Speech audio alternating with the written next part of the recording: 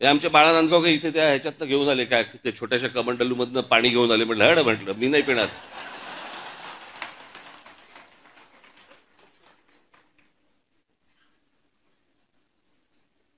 अहो मला सांगा, आता तो सोशल मीडिया आल्या पूर्वीच्या काळात ठीक होतं.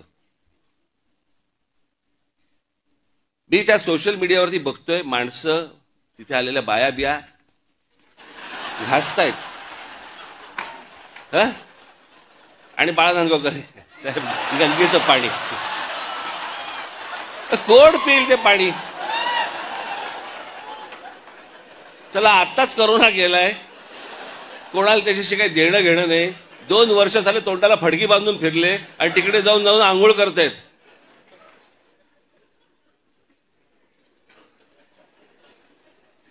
अहो मला माहितीये, मी कित्येक स्विमिंग पूल बघितले असे जे सुरुवातीला उद्घाटनाच्या वेळेला निळे होते, हळूहळू हिरवे हिरवे व्हायला लागले.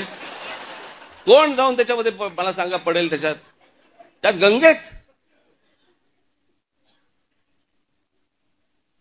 ह्यानं तिथे काहीतरी केलं ते मी इथे पितोय.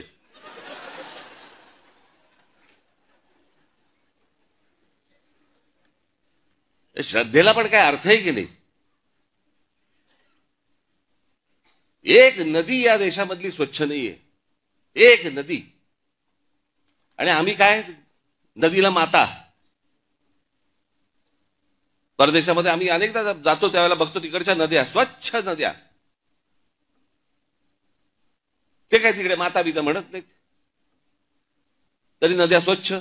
आमच्याकडे सगळं पोल्युशनचं पाणी आतमध्ये, कोणी आंघोळ करतायत, कोणी कपडे धुतायत, काय वाटेल ते चालू आहे. राजीव गांधी असल्यापासून ऐकतोय मी गंगा साफ होणार.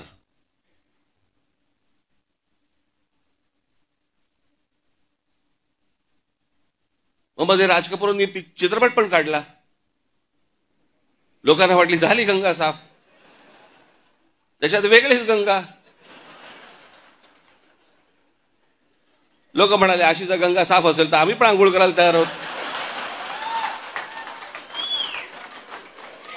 अजून पण गंगा काय साफ व्हायला तयार नाही.